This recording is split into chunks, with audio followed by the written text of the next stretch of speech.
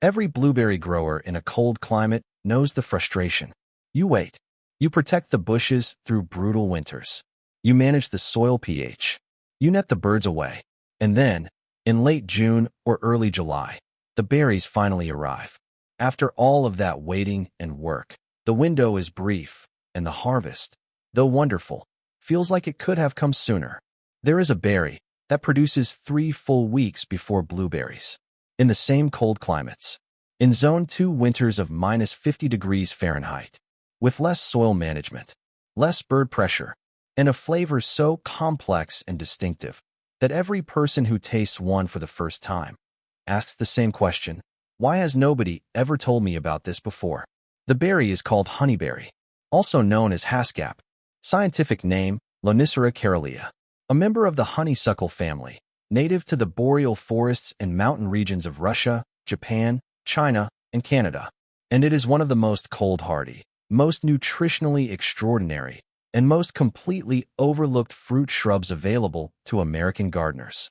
By the end of this video, honeyberry will make complete sense as the most important early-season fruit shrub that most American gardeners have never considered.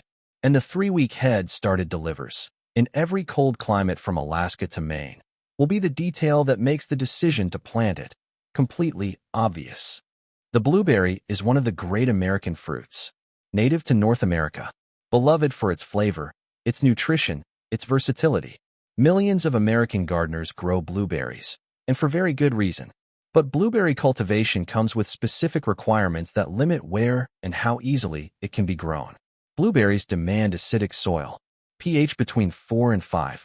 In most American garden soils, which range from neutral to alkaline, growing blueberries means years of soil amendment, sulfur additions, acidic mulches, ongoing pH management. Without this soil work, blueberries fail. And even with perfect soil, they produce in midsummer, leaving a long spring gap where fresh homegrown berries are simply not available. Honeyberry fills that gap completely. It tolerates a much wider range of soil pH than blueberries. It produces its harvest in late May and early June, 3 full weeks before blueberries ripen in most climates. And it survives winters that would kill blueberries in their most cold-hardy varieties. Zone 2, -50 degrees Fahrenheit. The most extreme cold that any North American gardener could experience. And honeyberry is completely unfazed. Honeyberry has been cultivated in Japan and Russia for centuries. In Japan, where it is called Haskap, it has been part of the traditional food culture of Hokkaido, the northernmost island, for generations. The Ainu people, the indigenous population of Hokkaido, harvested wild Haskap as an important early-season food source, calling it the berry of long life and good vision. The deep blue-purple pigments, responsible for honeyberry's extraordinary antioxidant profile, were recognized in traditional medicine as beneficial for eyesight long before modern science identified the anthocyanins responsible. In Russia, Haskap was studied extensively by Soviet agricultural researchers beginning in the 1940s and 1950s. The Soviet interest was practical, finding cold-hardy fruit crops that could produce reliably in Siberian climates where most soft fruits failed. Soviet plant breeders, working at research stations in Siberia and the Altai region, developed improved varieties with larger berries, better flavor, and higher yields. This Soviet breeding work, largely unknown in the West during the Cold War, produced the genetic foundation for most of the honeyberry varieties available today. In Canada, agricultural researchers at the University of Saskatchewan became interested in honeyberry in the 1990s and early 2000s. Recognizing its extraordinary cold hardiness and early ripening, they launched a formal breeding program that produced varieties specifically selected for Canadian and Northern American conditions. Varieties like Tundra, Borealis, and Indigo Gem, now widely available in North American nurseries, came directly from this Canadian research program.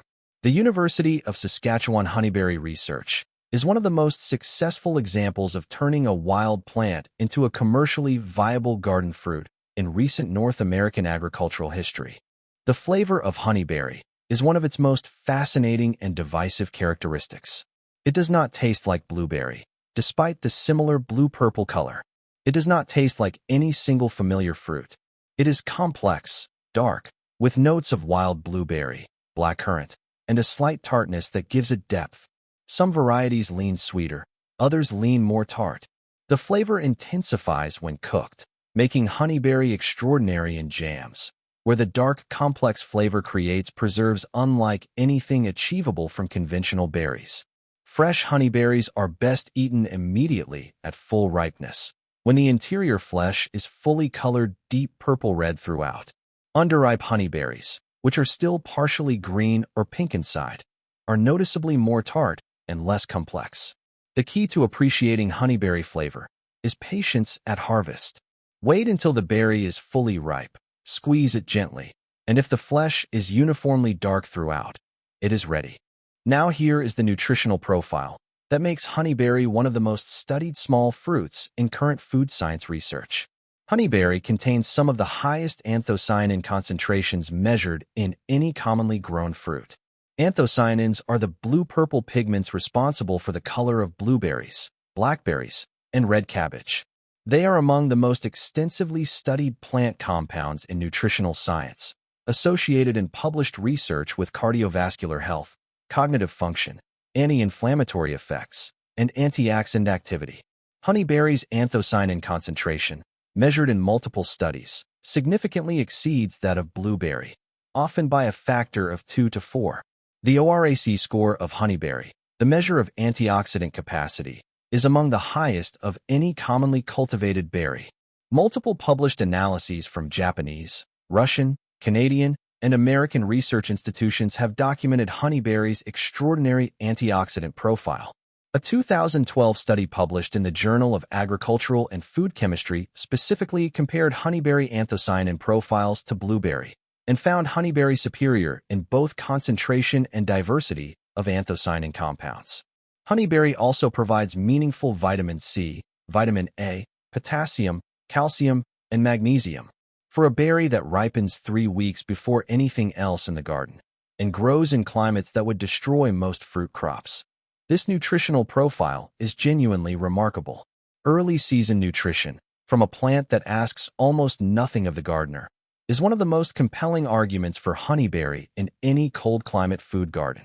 Growing honeyberry is genuinely one of the most straightforward fruit shrub projects available to cold climate gardeners. It tolerates a wide range of soils, from sandy to clay, preferring well-draining conditions but managing in most garden situations without pH adjustment. It grows in full sun to partial shade, with full sun producing the best berry yields. It needs no annual spraying. Pest pressure is minimal. Disease pressure is essentially zero in most North American gardens. The one critical requirement is cross-pollination. Honeyberry is self-sterile. 2 different compatible varieties must be planted within reasonable proximity for pollination to occur and fruit to set.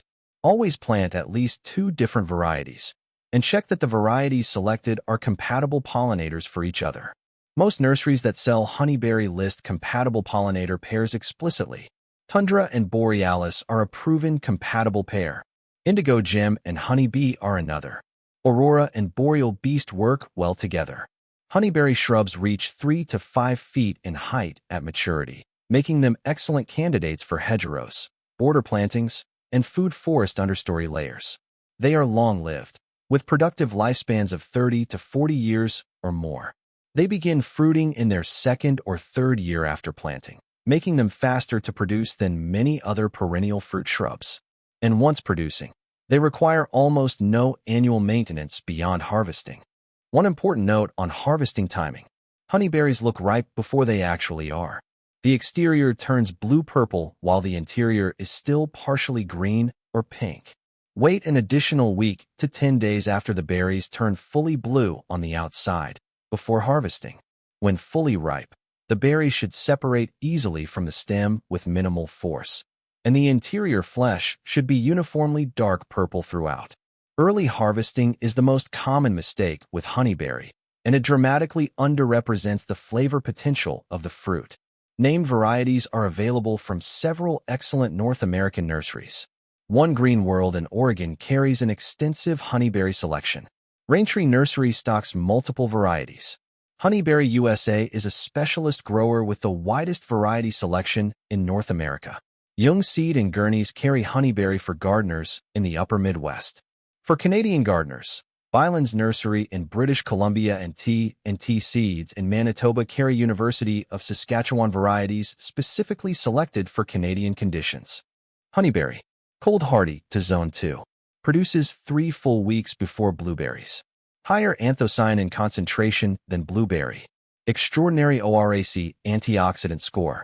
Tolerates soil conditions that defeat blueberries. 30 to 40-year productive lifespan. Beloved in Japan as the berry of long life. Developed for extreme cold climates by Soviet and Canadian agricultural researchers, and still largely unknown to most American gardeners, despite being perfectly suited to the coldest regions of the country where other berries struggle or fail. Drop early in the comments if the 3-week head start before blueberries is the detail that made this plant immediately compelling. And drop zone if you live in a cold climate where most fruit crops fail, and honeyberry could finally give a reliable early season harvest. This community is discovering the most extraordinary cold climate food plants on Earth. Subscribe to Famine Plant Secrets for extraordinary forgotten plants every single week.